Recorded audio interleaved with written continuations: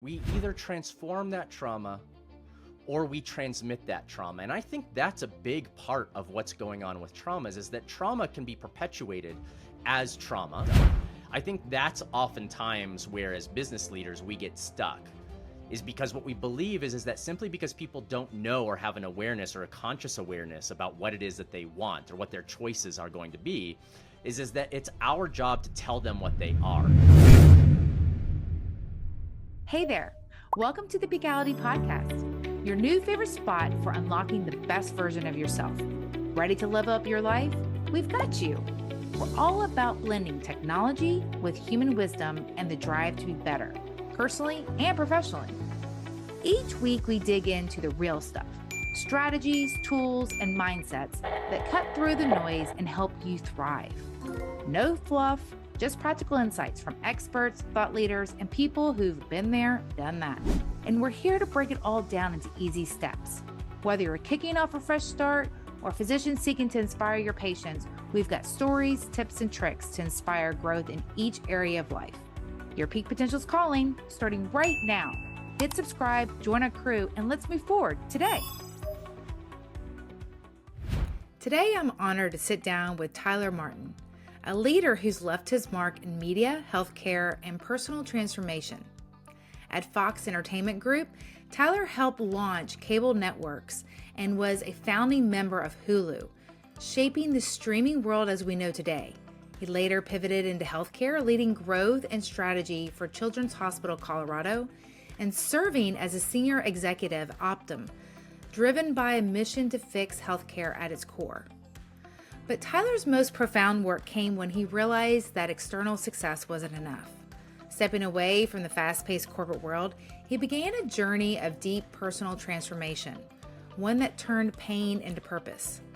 Now, as managing director of Acresi Advisors and co-founder of Good Pain Company, he helps leaders harness discomfort as a force for healing and growth. Today, we'll talk about the rise, the turning point, and the deeper purpose that emerged. Let's dive in with Tyler. Especially those that have been first responders, police officers. Yes. Where I'm dealing with a lot of special forces guys as well, to just let know that it's cool to be, a man and strong, but then also, have the not the toxic masculinity, but embracing, who you really are, and being able to communicate that to people. I think one of the things you're talking about for that resonates with us is that I'll use the term musculature a lot. Yeah. Is that I like the metaphor of training and needing to build up the resilience to struggle to deal with intensity. And that's something at Good Pain that we use that word, intensity, quite a bit. It's a word that even last night, Tiffany and I were talking. We're working with my second daughter. Her name is I'll keep that off. My second daughter recently ended a long-term relationship, and the gentleman that she was dating is really, he's struggling. His heart is broken, and he was a part of our family. And we worked with our daughter to have a conversation on, would it be okay, not a betrayal to her, if we reached out to him and offered him some support as he's navigating through this. And she was okay with that. And we've been doing that and creating this separation between this kind of white room of our conversations with him. But one of the things, he reached out last night, and one of the things that we talked about was, he's asking that question of, how do I do the work? How do I figure out who I am? He's 20 years old. Time's going to do that for him. Yes. But one of the things we talked about is, and we sometimes groan with this, is like the only thing that taught us, matured us into an area of wisdom is, and the word we use is trauma. Now trauma has a tremendous amount of connotation associated with it. And even in the first season of of good pain as I'm revealing my story, I use that word trauma a lot. But I've gravitated towards a different word, and it's a word that really came up to me through the author Ursula Le Guin. She wrote the Earthsea Chronicles and a whole bunch of other books, but one book in particular, The Dispossessed, she wrote about community being about sharing pain, but more importantly, sharing the intensities of life. Oh, I love it. And when we start talking about what is required in order for us to acquire wisdom, we don't culturally, in my estimation, we don't culturally have that collective wisdom that allows us to apprentice one another through different stages of life. We are at a point in history, at least in the Western world, where we see every stage across life almost as the same, as that we're all competing. We're all trying to get what we want, but we're not switching roles. Yeah. We're not moving from an adolescence where we're acquiring the skills necessary to navigate the middle years of life when we have energy, when we have vitality. We don't have those who are wearing the hats of wisdom, looking back, offering that hand to say, here's what you do. Yeah. Time will teach you. Yeah. Intensity will teach you. And that's what I think we have right now. But I think there's something else that we have available to us. And what you described around what others are starting to do is they're starting to transform their trauma into wisdom. Yes. Rather than, and I'm borrowing a phrase from Richard Rohr, is, he essentially said that with trauma, a great phrase, we either transform that trauma or we transmit that trauma. And I think that's a big part of what's going on with traumas, is that trauma can be perpetuated as trauma, or it can be perpetuated as a transformed version of wisdom. Love it. And I think we are increasingly starting to see others that are saying, I cannot, it is a violation of myself to continue expending or committing violence towards other people simply because violence was done towards me. Yes. In whatever form that may have been. And so I think what you're describing is this calling that more and more I'm finding people are hearing. We're being called towards wisdom. Yes. And that is going to be hard won. It's going to take time. There's no formula for it. Everything that we've said over the last 60 years in terms of life is about getting to this formula, this algorithm, that if you do X, Y, and Z equals you will be happy. Instead of arriving at a point, I think more and more people are saying, no, I want to focus on that act of becoming, on the process, the journey. And that's what I hear you describing. Yes, because it's so important, and people are like, where do I even go to find that? And everyone needs different tools, because what works for one person is not necessarily going to work for another person. Yes. And I think that's really cool that your daughter's ex-boyfriend is coming and asking you for help, because it's like, look, I'm 20 years old. I don't have these tools. Yes. Where do I begin to try and find them? That's what you just said. That was his question. Yeah. That is exactly what his question was. He said, I hear you saying I need to, focus on myself, on my solitude. He didn't use that word. I'm going to interject that. It's how do I, contemplate? How do I reflect? How do I focus on that solitude that allows me to arise and show up in my community in a way that actually I bump into other people, that I can use that bumping into other people as a means for enriching my own solitude? That's essentially underlying what his question is. And the answer to that is, well, there's a whole bunch of cottage industries that are out there that will promise some formula for how to do that. And part of what I'm interested in, even as a indictment against how we've done mental health and therapy in this isolationist model for the last several decades, which says consistently, you need to go, if you're having problems and you're having struggles, then then here's what you need to do in order to do that on your own, in only your solitude, rather than saying, here's somebody that's wrestling with something. They don't have a roadmap. And instead of us saying, well, I didn't have a roadmap either, and look at where I ended up. I'm fine. I'm okay. Just do it the way that I did it. Instead, saying, let's do things differently. Yes. Let's actually move more towards, this is a big part of us at Good Pain, is that an apprenticeship model. Love it. That says that I, as a mentor to this young man, I am at the same time mentoring him, and I am being mentored by him. Yes. Because the questions that he's asking, the things that he's doing, are forcing me to ask the questions of, how am I trying to lead him down the path that I think he should go down? Well, I'm not interested in replicating myself.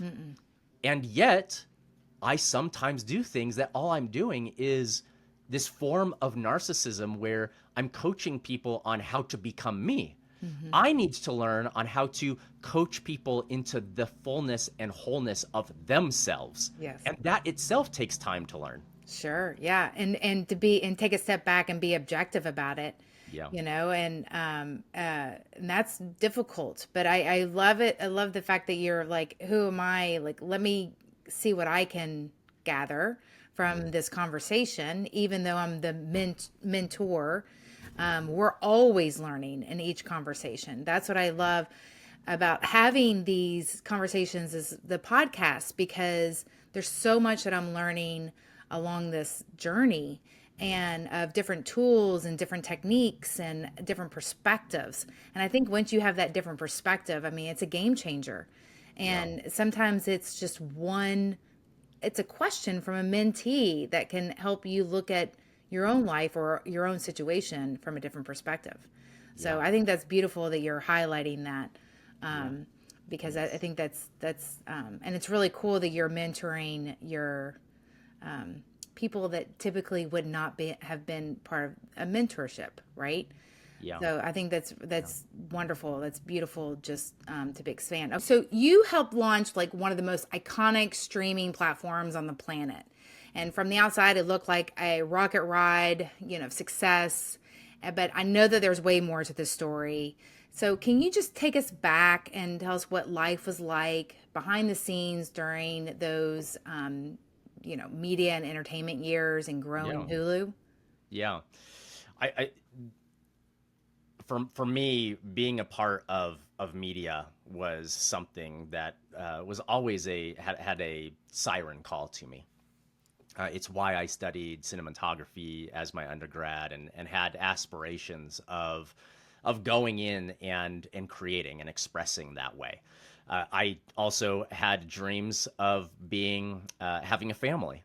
And there's a certain point where the pragmatism of trying to make my way in cinematography wasn't going to pay the bills for my very quickly growing family. And so I moved over to the business side. And when I moved over to the business side, the things that were happening at that point were around the questions, the business questions that were being asked was, how do we combat piracy? And there was something inherently about that question, how it was framed, that didn't sit well with me, because it was how do we protect our revenue? I'm all about protecting revenue, but there was also an underlying trend that was going on within piracy, and that was a move towards more consumerism. People were tired of taking what was packaged for them, absorbing the decisions that were being made on their behalf by a select group of individuals, and they said, we want to curate our own view or consuming business. Right? Like, we want to do that. And we had conversations around a la carte. That's the concept of taking cable networks and unbundling them. And what we did within that space was to, rather than be punitive with it, we said, how can we actually go to where consumption habits are happening? And so we had a history at Fox Entertainment of building out cable networks that really did that well. One of the things that I really loved while I was at Fox was we were more nimble than a lot of the other media companies. The example I'll give of this is that reality TV itself was a filler. It was a filler through down months in the summer that we said, reruns are not holding on to audiences the way we want to. And for better or worse, we said, what's the cheapest thing that we could do? Let's do reality TV. And it really started to catch fire. And so what we ended up doing was building Fox Reality Channel and getting it out there. We may have ruined aspects of the world that we would say morally we would do differently. But from a business perspective, it satisfied the appetites at the time. Similarly, people, as they were using Napster and LimeWire and Kazaa and all of these different platforms for going out and gathering seeds and doing downloads and torrents, we said there's a friction here that people are finding ways to get around the friction of the experience and instead taking matters into their own hands legally. What if we created something that legalized it? And so we went through and did the development work, evaluated the market research, and eventually, through Project NewTube, that became Hulu. And Hulu was one of those first that said, we're going to move to where consumption is happening rather than try to shape consumption punitively. And that's something that we now in the business world, we describe activity like that as disruptive or innovation. But the truth of the matter is that we're listening. Yeah. You're listening to the consumer. That's right. Yeah. That's right. And in the intervening years, that has changed dramatically. One of the individuals that I worked with during that time, we had pretty robust, vigorous debates on whether we should be punitive or whether we should do something innovative, because innovation does have that concept of creative destruction. Well, what are you destroying? You're destroying, as a media company at Fox Entertainment Group, where you're getting tremendous numbers of dollars from cable companies and these traditional video providers.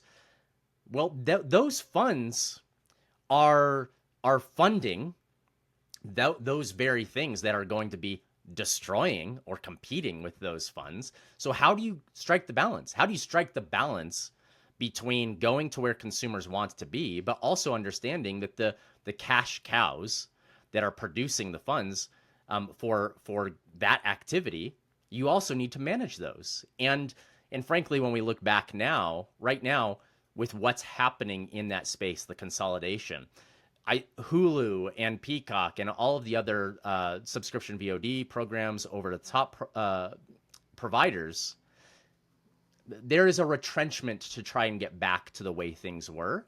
And I think that we're going to see some more trends from the consumers saying, we don't want to go back. We don't want to. It's not purely a financial decision. That's the way the companies are approaching it. But from a consumer perspective, they're saying, I like being able to move to more of a non-linear consumption. So those are the things that were, for me, really interesting about what was happening in the space. The nature of the business problem was something that I really wanted to solve. And so I'll pause there, because I think that starts to lay the groundwork for what came after as well. Yeah, I was about to say, it's really what you are laying the groundwork for being a disruptor in other areas that has led you to where you are today. So, you then started Hulu, and after a few years, when did this focus from then being with Hulu to then kind of pivoting into a whole different direction? What was the catalyst for that transition? Yeah, there's a couple of things that I'll break this up into professional and then also kind of just personal, because both those things are in a dance that drive some of those decisions. From a professional perspective, the business problems that we were solving in media they started to become stale to me. We were doing the same things over and over, and we were at a point where we were trying to operationalize some of the things that were going on. And yes, at my core, I like to tackle problems. Well, the problems of consumerism within media, where an individual is saying, I have the tools available to me to what I feel make better decisions on my consumption habits than what is being delivered or packaged for me. I looked across the landscape, and there was one other space that I felt this is starting to happen as well in that sector, and that was healthcare. Healthcare was also starting to experience, from a secular or an environmental landscape perspective, more and more individuals were being asked to make decisions about their own healthcare consumption, whether that was with incentives like increasing premiums. There were certain trends that were occurring where people were going to have to stay within network more frequently, and they were saying, why am I only going in this direction when the person I want to go to for services is over here? So there was a lot of agitation in the space that for me was very interesting.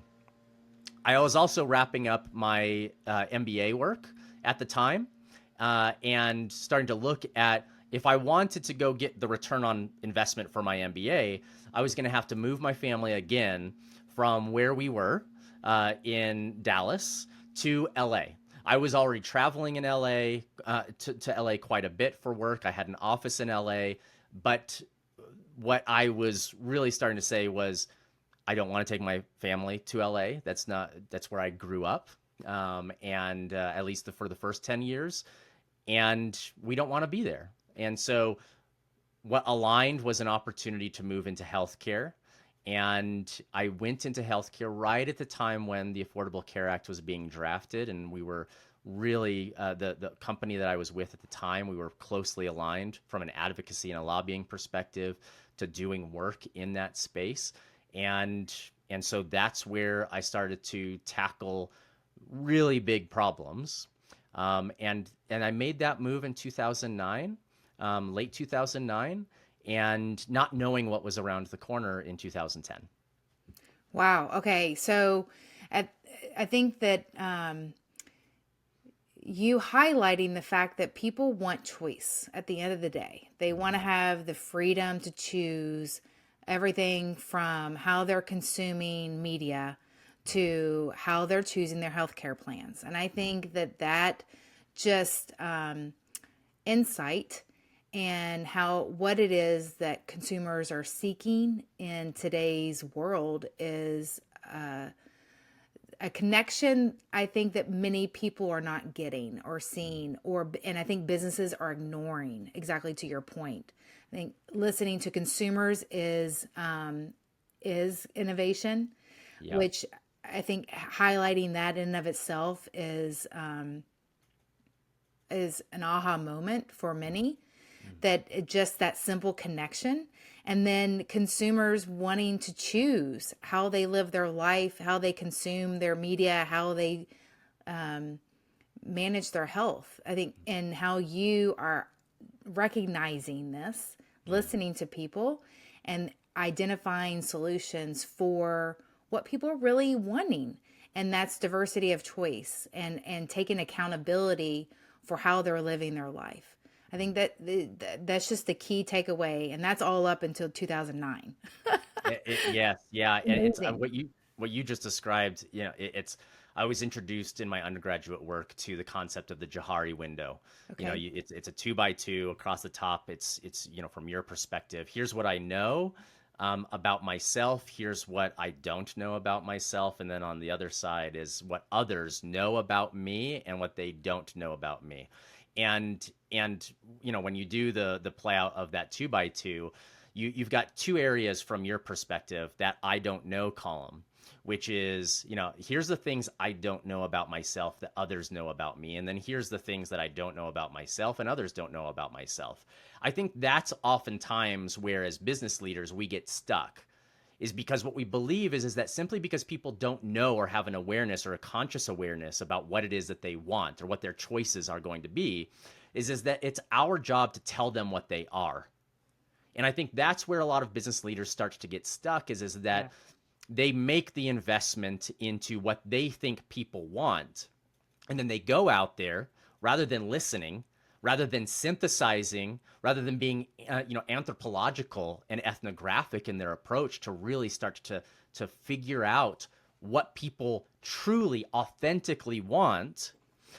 They get into a sunk costs problem where, well, we want people to want these things. So now it's our job to persuade, convince, and influence them to consume the way we want them to consume. Now, that drives a lot of what I would say is aberrant behavior. And when I come in as a coach or as a consultant to businesses and ask them, where's your voice of customer? By and large, the answer is we don't have that. Wow. We have a confirmation bias as leaders as soon as we start making investments into something that we are excited about to convince ourselves that everybody else should be excited about this as well. And there's an opportunity here of what you just said in terms of that choice to say, if I treat people as autonomous individuals with agency, how do I honor that? Mm-hmm. I honor that by starting to listen. And the question I have to ask myself as a leader, the question I have to ask myself as a company, do I even have the capability for listening? Yeah. And oftentimes many people don't.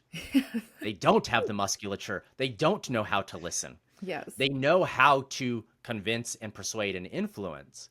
But I think that's a violation even of market dynamics. And going back to what we were talking about with Hulu and digital transformation is that we are in a point where that those media companies are less interested in listening and they are more interested in dictating. Mm-hmm. And what I believe from a voice of the customer perspective is the voice of the customer wins. It may take a long time, but it will eventually win. And I think then that starts to beg what's the dynamics that's going on in the place. And as leaders, I think it begs that you ask the question, then is your primary goal, your legacy, that you know it's going to take time for this thing to shake out. So what you're going to do as a leader is, I'm just going to try to get what I can as long as possible. I'm just going to try to scalp what I need as quickly as possible so that I can get mine before things turn. And I, in my conversations with leaders, I find that to be a violation oftentimes of the leaders themselves. Yes. Because that's a scarcity mindset that says that I'm going to let my fears and anxieties or the thing, my appetite for my consumption, for aggregation, for accumulation, I'm going to let that take precedence over doing things the right way. Mm-hmm. And what do I mean by the right way? Doing things that are in line with your own actual values, that if you were to extract out of the present day and you were to look at it and see the long-term ramifications of your decisions, you would say, ooh, I would make a different decision here that's more in line with where I want to end up. But I was so trapped in the short-term thinking that I was ignoring the legacy I wanted to lead. And I think the more we start to do that from a leadership perspective, the more we start to get alignment to actually who we want to be as leaders and how we want to show up. Very beautiful. I love it. And so this is, I think you're naturally transitioning into when you made this pivot from Hulu, you got into healthcare, and this was the personal side. But I hear, the professional side, but I hear the personal side just keep, showing up and showing up. Like, what I'm doing, like, align with my morals and my ethics of how I want to live my life. Yes. So is when you were working in healthcare and you started to hear some similar strategies, tactics, is this when you started to really examine your own personal situation? Yes. Was that the catalyst? Was that the? Yeah. So while I was at Fox, look, it's I would dress in business casual with a button down, and I had a very specific look to me. I was fairly young. I was doing the right things. I always enjoyed surprising people by breaking out of that box that says, here's this person that appears straight-laced and has it all together and is conservative. I wasn't. And one of those expressions that I did was, well, I'm going to get my first, full sleeve tattoo that I can wear that I know. And that's my form of expression of rebellion. So, and why? Because I was aware, even at that point, that corporate America, the incentives, the system itself, was something that did not fit with my own value structure. I didn't know how to fight against the machine. I didn't know how to even navigate within the machine that was authentic. I was younger. I was learning how to do that. No one was coming alongside me and teaching me. When I made the transition to healthcare and started to do that work, I could feel this is another venue where am I perpetuating the system, or am I help transform the system?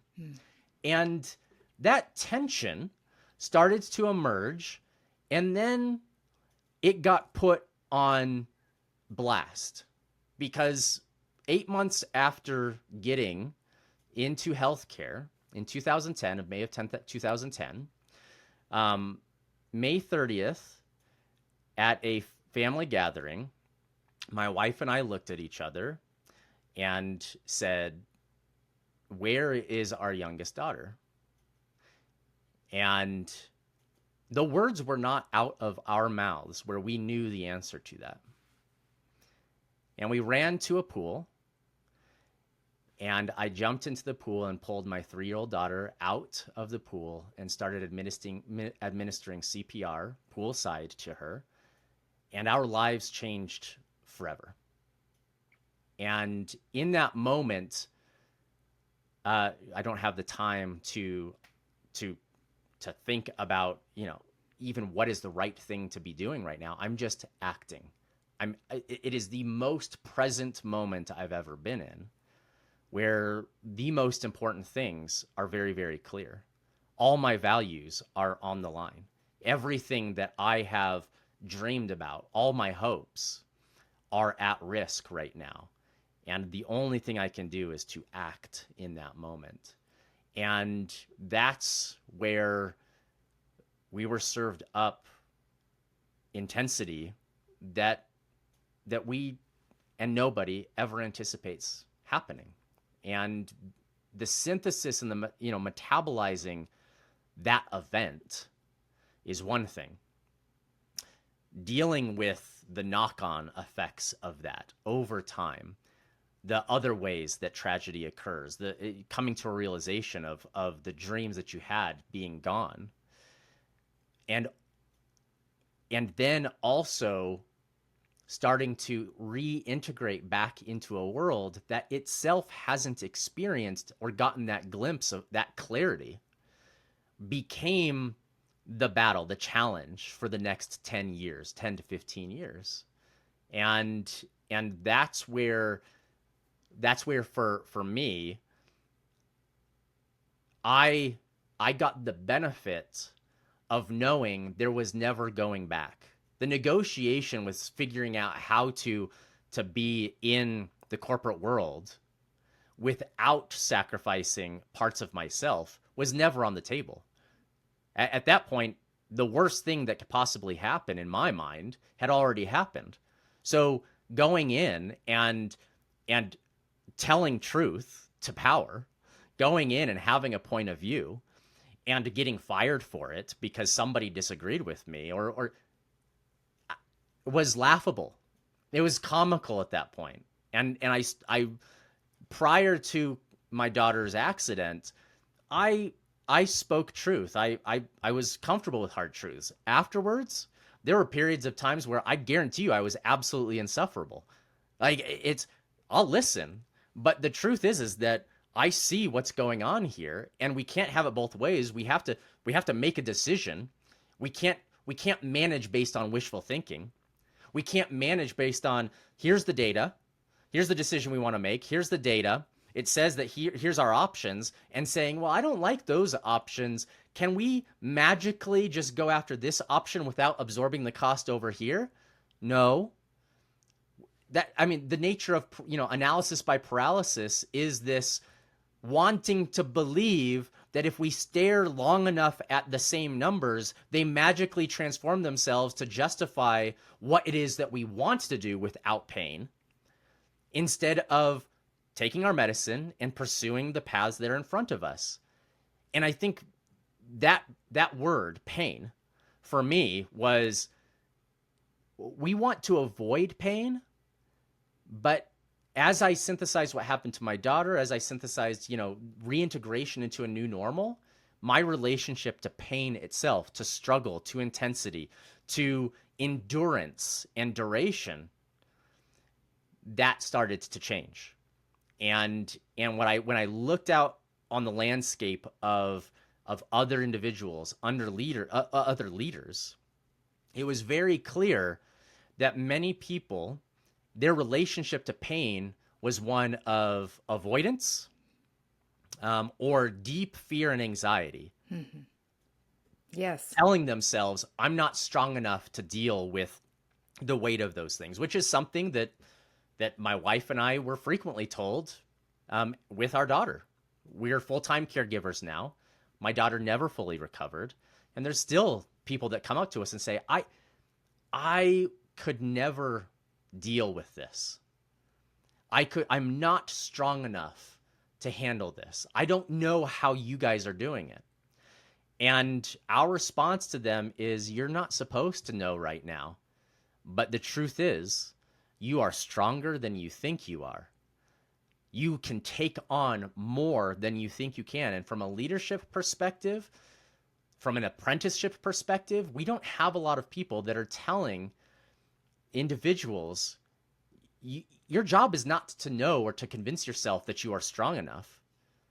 The intensities of life are going to serve up. They're going to come to your doorstep. You will find that the intensity itself is going to shape you into being strong enough.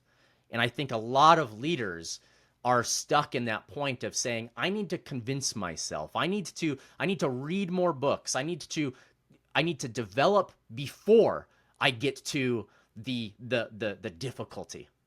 And more what we're saying is, no, the difficulty itself is the training ground. Yes, there's preparation for that, but do not convince yourself that you cannot take that on until I've cracked the code, cracked the case on how to handle it. And that is not something that came from me. That's something that I was mentored by. And who was my mentor predominantly? It was intensity. It was trauma. And so now I have a very paradoxical relationship with intensity and trauma. I can't ethically, someone who comes to me and says, hey, I want to develop as a leader, I cannot ethically say, hey, let's craft trauma for you. Like that doesn't work. But what we do say is, well, let's till the soil on what needs to be done for when the intensities show up, rather than trying to build the perfect plan on how to deal with that intensity beforehand, before we'll step out into the void, into the unknowingness, into the uncertainty. That was all taught to me. However, I think that from a leadership perspective, we have the ability to actually move towards more of a wisdom tradition that replicates that mentorship model that trauma taught me. And that's a part of what we're advocating for. Yeah. Wow. Yes. I mean, first of all, this story is, thank you for sharing it. And second is, what an inspiration you are for so many to recognize pain as a value and an asset, and intensity as being a friend and an ally, and how you transform a situation that you wish upon no one to making it something that's so powerful in how you lead your professional and personal life. I mean, it's just, I think that your story is, it's not just inspirational. It's real, and it's practical in a sense that of saying that even in the most horrific situation that brings you down to your literally your hands and knees in presence of everything that is valuable to you in a moment, to then taking a step back in every moment thereafter and recognizing, does this make sense? Are we having a conversation that even makes sense here? And if not, I don't want to be a part of it. And I think that that is really powerful leadership, recognition of who you are, and who you want and how you want to lead moving forward, and inspiring and others to aspire to be a better version of themselves. And I can't think of any other example that's more real than what you just gave. It's really amazing. What you just described, I think it's first, thank you for the acknowledgement of that.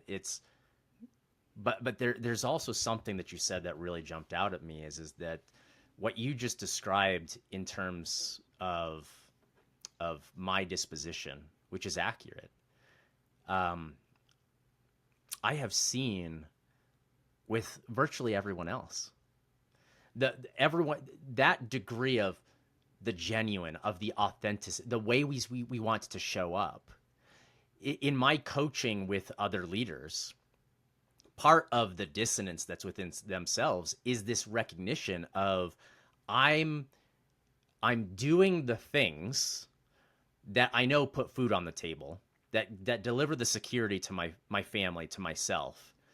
And yet the cost of it to myself within the system that I'm operating feels disproportionate. And as I'm continuing to double down, as I'm continuing to move up the ladder, all I'm experiencing is more and more fealty to the system and fealty to myself and my values and who I want to be as a leader further and further into the rearview mirror. Yeah. And I'm not, the thing about everything that I'm saying is I don't have a special claim to this. There's tons of people that are talking about this. But a lot of the conversation that we're having right now is around how do you navigate the system? How do you find ways for staying within it? And for me, yes, trauma and what happened with my daughter, I would not wish on anybody. But there is an aspect of it that says, like, this feels like oftentimes a betrayal to say, and I carry this as like, there was a gift within it. Yeah. And it was that gift of clarity that says, I'm not going to be complicit in something that feels like it's hell bent on crushing who I am, and conforming me to being something that I know I'm not here to invest my time in just propping this thing up. I'm here because I need to add something that my voice, that my unique form of expression needs to put into the space. And that's what I need to focus on. Now, the worry that we all have is, will I get compensated for that in a way that allows my family to eat? Like, what it highlights is our relationship then with risk.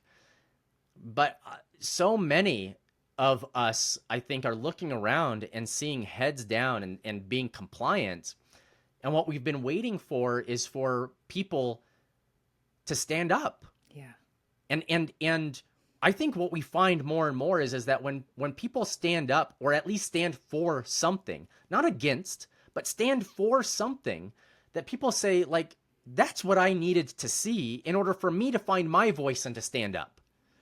And I don't think it takes trauma to do that. It takes some individuals as leaders to ask the question of, what do I want to stand for?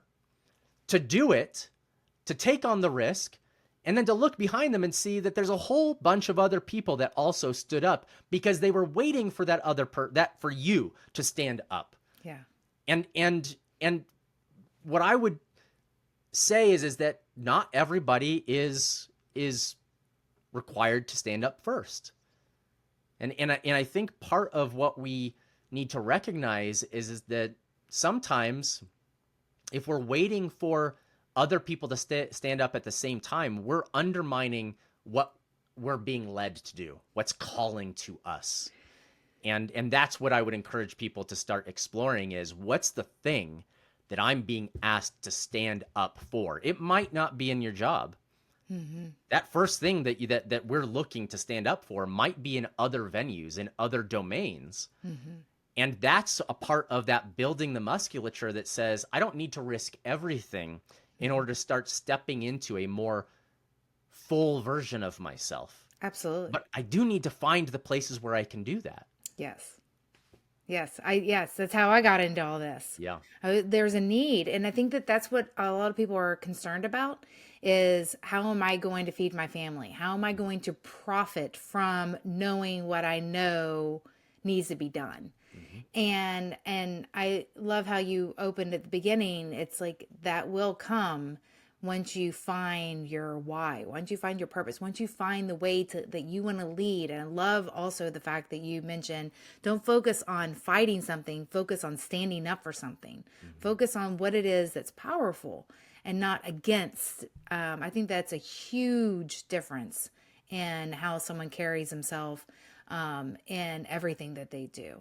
So you have made this transition, which has turned into the good pain. And yes. Can you tell us a little bit about what that is and what you're doing and how you've made this transition into really your life purpose? Yes. Yeah. I'll start again back to, I pull my daughter out of the pool, and for the next 18 months, the very acute period, my heart's cracked wide open, which is probably really the first time that's happened. And I got a glimpse of what it means to just not operate from here, but operate from just a deep sense of, I don't have the right words, but I don't need to figure out the right words. They're coming out. So for the first 3 weeks while my daughter was in the pediatric intensive care unit, the PICU, my wife or I or a family member was always bedside with my daughter. And what started happening for me is that, especially in those first few days, relaying the events of what was happening was re-traumatizing. I was already exhausted with trying to figure out how are we going to heal my daughter. Is she going to be able to be healed? What is her recovery going to be? Without having to tell that story over and over, or here's what happened today 8 different times, and basically dehydrate myself because every single time I tell that, I'm just in pieces and there's not enough water. Like I needed to be on an IV. Well, what's the way to do that better? What scales? I started a blog, and what happened with that blog was, it became my journal, a catharsis, but it had a resonance and it took off. It had a pretty significant following. And over time, people started to ask, when are you going to write the book? And that's what brings us to answering the question is that I wasn't convinced that I wanted to write a book until 6 years ago. And even then I had issues of how do I write this without appropriating my daughter's story, without appropriating the rest of my family's story, because their experience is not my experience. And that through fits and starts, finally, 2 years ago, a friend asked, well, do we want to talk about this on a podcast? And so we laid down through 6 sessions, about 14 hours of sharing that story. I learned in going to edit that it was very easy to talk about it, but I couldn't listen to myself talk about the story. Yeah. And then about 8 months ago, a number of things happened where finally I sat down and I did start writing. And that the podcasts that we had recorded, the writing and the manuscript all started to coalesce. And then it became very apparent to me, oh, the nature of the conversations that I'm having, the nature of how we're talking about this, the sharing of my story, the sharing of the questions that I have, the sharing of the wisdom I've acquired, there's a bigger platform here than just the book, just the podcast. And having built media companies before, all of a sudden now I'm building my own media company, my own media platform, and that is Good Pain Company. And in it, we use that tagline. It is shared stories, shared questions, shared wisdom. And it's about coming together and rebuilding that musculature for how do we even talk to each other? How do we talk to each other without believing that we need to have an answer? How do we talk to each other in a way that's just sitting around the campfire after a long day hiking and sitting there, we're exhausted, right? We're eating ham and cheese and crackers and they taste phenomenal because we're just so exhausted, and we're making an observation about and staring into the fire, and then all of a sudden we find ourselves talking about our struggles and what's going on, and in a way that we don't have the pretense, we don't even have the energy for performing. We're just talking to each other about things that are important, and we're sharing our collective wisdom. I think throughout history, we have had cultures that have specifically built opportunities, rituals for doing this. We don't have time for those rituals. We don't have time for getting these things done or making space for that. As Catherine May puts, and she talks about wintering, we don't have time for settling down and just seeing what comes up, being playful with it. I love it. And so Good Pain is about creating that space, not that has an answer, for just saying we need to relearn what wisdom actually looks like. And we have our 4 pillars. We talk about solitude. We talk about community. We talk about contemplation, reflection. And then we talk about leadership through this lens of what we call the apprenticeship leadership model. And it's not, again, none of it is new. It's just our version. It's our voice, my voice coming forward, which is why the first season is what we recorded 2 years ago.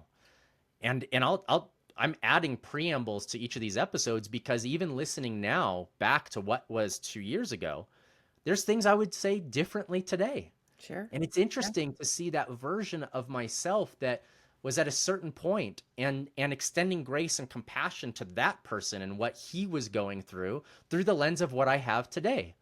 And that's even the book I wrote, the first act of the book. I had to say, I can't relay the events. I can't write about the events that happened 15 years ago. But there was somebody that did. That somebody was a earlier version of myself, but that version and what he experienced was much more genuine and authentic. And I think that's what we're calling forth through this, at the very least, is we are strong enough to have these conversations where we don't have the answers, where we can embrace paradox and conflicts without advocating for, I need to be over here or I need to be over here, in ways that, from our experience, emerges deep beauty. That we can only be surprised by, that we cannot be convinced into beforehand. We need to be surprised by it. And that's what we're trying to build, is cultivating that. And I have no idea where it's going to go or how it's going to expand, but I'm here for the surprise. Yeah. And that's the beauty of it, just watching it unfold and being present. And I think that's definitely a very much of the theme with you, is being present for those in each of the moments and really relishing in them. Recognizing when you're in a given moment, whether it's work or, after a exhausting hike or with your family, it's about being present and recognizing the value and the wisdom in each moment. I mean, it's really cool how you are outlining it. Like, you're giving your practical tools, because one of my questions was going to be, what tools do you use to help you get grounded. And you talked about your pillars but I think that the biggest theme that I hear you say is being present for your loved ones, being present at work, and recognizing what is of value to you, that wisdom in that moment, standing up for yourself, listening to what other people have to say. But being present is definitely whether it's your consumers talking to you about what it is that they want, or if it's the wisdom around the campfire, listening to what others have to say and then being able to have a therapeutic outlet, whether it's writing, like you were saying, or talking to others. It's really very cool how you are weaving all of this together to say that, they're not compartmentalized. They all work together, and it's about being present in each one of those moments to see how it's working. Yeah, what Really you just cool. said, thank you. Yeah, it's I want to emphasize again, I've said this multiple times. This is not new. This is not us rediscovering, or not rediscovering, or discovering something that didn't exist before. These are things that we have forgotten. These are things that were cultivated across time, whether it's through different wisdom traditions, whether it's through different cultures, through different tribes that have come together. None of this is new.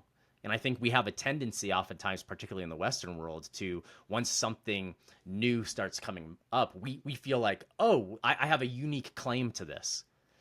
The reason why I say that is that when we say something is new, it's an invitation to get quiet, to start practicing listening, to start getting curious.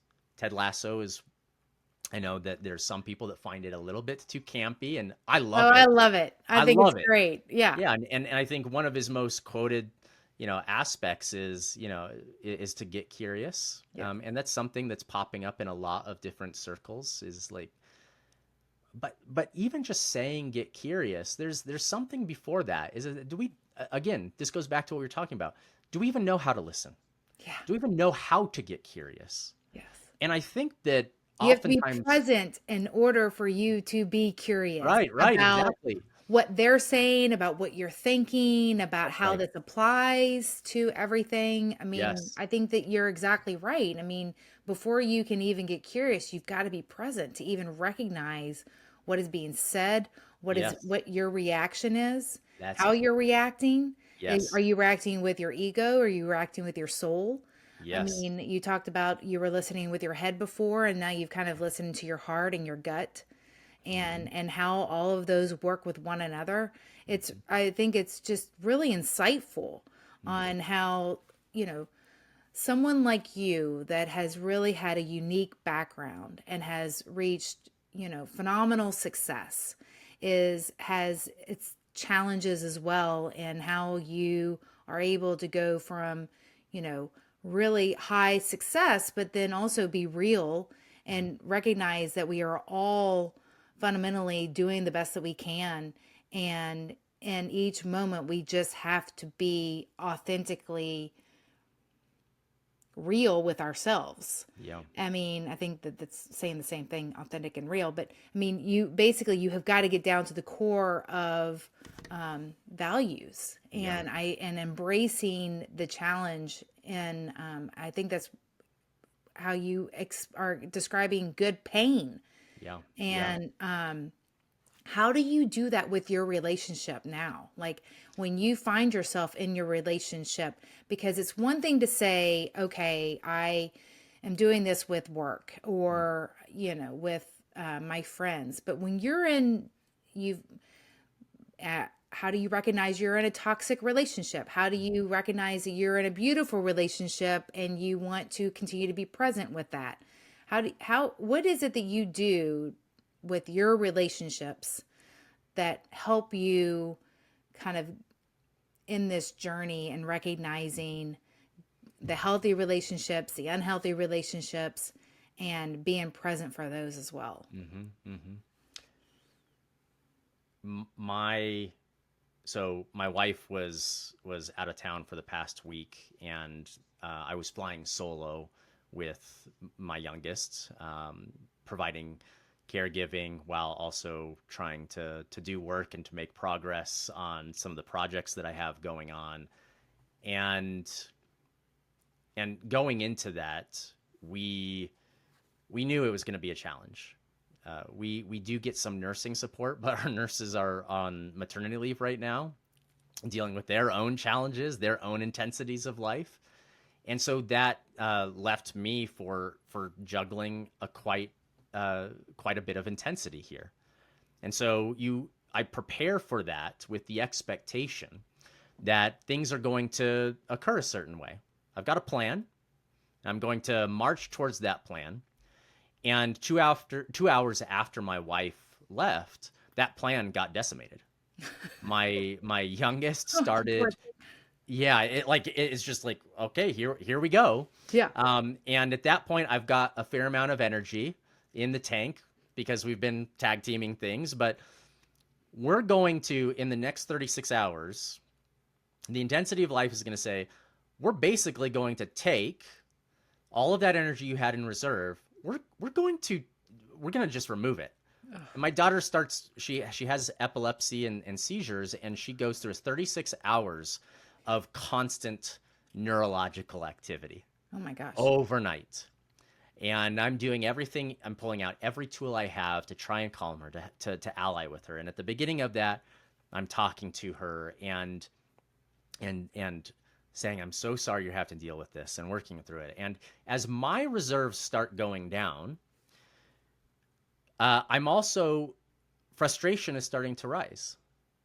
And some of that is directed at my youngest, because I know she has some degree of being able to relax herself, that some of that neurological activity is perpetuated by what she's doing, by things out of her control, but there's some within her control, and she's choosing not to do that. And I start crafting this story that's assigning blame, and I'm getting more frustrated. And I mean, we're just trying to endure the 36 hours. At this point, we're trying to endure however long it's going to be, because we have no idea how long it's going to take. And in reflecting on that, I'm very quick to know that in that moment, I'm blaming her for some degrees that, for the most part, I want to be compassionate. I want to be graceful. I want to be kind. And yet this thing keeps coming up inside of me that says I'm frustrated. And so now I'm dealing with the situation, but I'm also dealing with the fact that I'm not showing up the way I know I should be showing up. I think part of one of the things that helps me with the relationship is that awareness of what's happening is not sufficient to change my behaviors. And I think oftentimes we want to believe that awareness is sufficient alone for us to develop the strength of will and the discipline to just show up perfectly. But the thing is that what if what is being taught to me at that point is contrition and humility? I think in my relationships, starting to understand that I'm not being asked to be perfect. I'm being asked to be present and aware of the variety of things that are being cultivated within me. And some of that might be, in this situation, is that next morning when things start to come down, is being able to go to my daughter and say, I am sorry that I blamed you for that was about me. It wasn't about you. And I know I made you feel small in my the grip of my own inadequacy. What am I look, humility is one of the things that I'm going to have to learn over and over and over and over again. But I'm not going to learn that from reading books. I'm not going to learn that from journaling. I'm going to learn that by actually making mistakes, looking in the mirror, being strong enough to look and see what I see, and not reach for shame and guilt and judgment for how dare you, why did you do that? And instead say, I don't need to beat myself up. Instead, I can choose to go and show not only to my daughter, but to myself and to the others who are around, that I am strong enough to accept responsibility, accountability, to apologize. Yeah. It's not, what's the cost to that? And I don't say that flippantly, because I think that when we actually look at that question and look in the mirror, we actually ascribe a tremendous amount of cost to simply apologizing. We ascribe that there's a lot more at stake than there actually is. Yeah. And there's not. And in order for me to be taught that, I need to be able to recognize that I can apologize without it costing me everything I'm being convinced it's going to cost me. Yeah. And I think in my relationships, starting to recognize that what gets served up to me, I don't need to handle it perfectly. I need to be present to the fact that maybe what needs to be done, what's being stirred up inside of me, is that frustration, is something that's going to behaviorally make me do something that is a violation of my own values, the things I know in my head, the things that my heart says, I wish I was something different. Why? Because as soon as I say, I wish I was that something different, my head is not sufficient to get me to be that. It is going through it and making the mistake that is starting to shape and take the sharp edges off, that invites me to make the choice here of I can either continue to transmit the pain and suffering, or I can transform it into humility, into contrition, into grace, into compassion and kindness towards the people I love and towards myself. Because if I can't learn how to do that for myself, how am I going to do that for other people? Yes. Yes. Oh my gosh. Beautiful story and example of, and I love that you I apologize to my kids all the time. I'm like, and I tell them, like, you never know the movie that's playing in someone else's head. Yeah. You never know what's been going on. And then you find yourself in a situation that, takes you out of that mindset of, being present or having anxiety or frustration, and then allowing yourself to give yourself grace, take a step back and saying, hey, I didn't show up the best. This was going on, and I'm sorry. And I really believe that that's helped me in my relationships with my daughters. Yeah. They're 15-year-old twin girls. Yeah. And so, like, and they're going to see it, and if we can just say, like, look, I recognize that I'm not always going to be the best version of myself. And I, was caught in this moment. I was thinking about this situation, and then it overflowed into this situation, whatever. I think that's really cool that you were able to take a step back and recognize, give yourself some grace when we are, having our own moments. Yeah. And then, but learning from that moment and recognizing the next one, how we can show up better. Yeah. I think that's the key. Yeah, I love everything you just said, and I agree. And I think a lot of people they get to the point where they say, well, what about accountability? What about the consequences? What about the impact? Forgiveness, apology, grace, compassion, kindness does not absolve us from accountability, does not absolve us from the consequences. But let's not conflate the fact that it is the fact that we conflate those two things together that oftentimes keeps us from apologizing. Because we have a control complex that says, well, what are the consequences going to be for this? What's the punishment you're going to levy on me? And so if I can't be, we make that expression of self transactional in a way that says, unless I can assess what the consequences are going to be, I can't make the decision on whether it's worth it to apologize and accept responsibility or not. And for me, it's like, how do I want to show up regardless of what the consequences are, regardless of how people are going to punish? Yeah. The only thing that I can control is my choices. And what I hear you saying is the same, is that at the very least, my fullness of self is making the choice to acknowledge that I have done something that was a violation of my own values, and to express that to somebody who might take that and weaponize it. Yes. But I'm strong enough to withstand the weaponizing. And if somebody decides to do that, Yes. there are some of us that say, like, I can't withstand somebody weaponize someone I love, my kids turning that against me. I'm going to wither under that. And I think that's another example of maybe we need that withering looks, because what's being cultivated then inside of me is to recognize where that isn't about me. That is about them. Yeah. And can I hold the space necessary for the withering looks without negotiating against myself?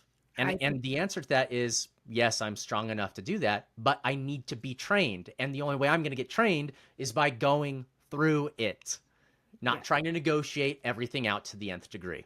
I think you just literally gave the definition for emotional maturity. Yeah. And people always describe what is emotional maturity. It's being able to face those moments and be okay with them, and knowing that you're choosing your morality and showing up the way that you want to show up for yourself, and knowing that should someone take advantage of that authenticity, then maybe that's just not the right person that you should have been sharing that with. But if it is, either way, I mean, you're showing up for yourself, and you can then be able to decide, how you want to continue to show up for yourself, and know that you have the strength to have these conversations with people and to be authentic, and that you're not going to wither away in shame or an embarrassment for acknowledging that you reacted poorly or you made the wrong choice. I think people forgive, and if anything, they're just grateful that you acknowledged what you've done, and then you can move on. However they react has nothing to do with you. It has really everything to do with them. I can't thank you enough for the wisdom that you've shared, your honesty, the work that you're doing, and everything you're doing with purpose. I think it's just your journey is a reminder that even in the darkest seasons, that there's a seed of transformation, just waiting to bloom. And I think that it's just absolutely beautiful, all that you're doing, and just cannot thank you enough. So my pleasure. For those that want to join these kinds of conversations, feel free to visit us at Good Pain. Perfect. Goodpainco.com, goodpainco.com. We're really wanting to cultivate that space. I love it. Oh my gosh. Thank you so much for this conversation. I'm just really grateful for the opportunity to share all that you have experienced and all that you're doing. Very much. Thank you, Courtney. I really appreciate letting me share it.